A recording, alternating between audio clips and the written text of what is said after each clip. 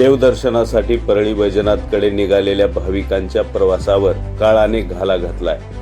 लातूर तुळजापूर महामार्गावरील बुधडा पाटी येथे कार आणि क्रुझर जीपचा भीषण अपघात झालाय।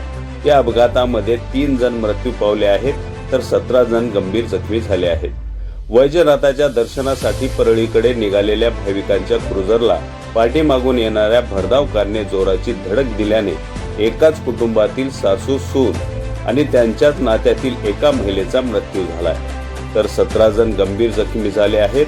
जखमींवर लातूरच्या शासकीय रुग्णालयात उपचार सुरू असून मृतांपैकी काही जण धाराशिव जिल्ह्यातल्या उमरगा तालुक्यातील आरळी येथील असल्याची माहिती समोर आली आहे। लातूर तुळजापूर महामार्गावरच्या औसा तालुक्यातील बुधडा पाटी येथे हा अपघात झालाय।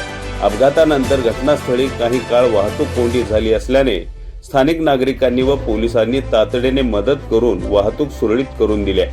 या घटनेचा पुढील तपास औसा पोलीस करत आहेत।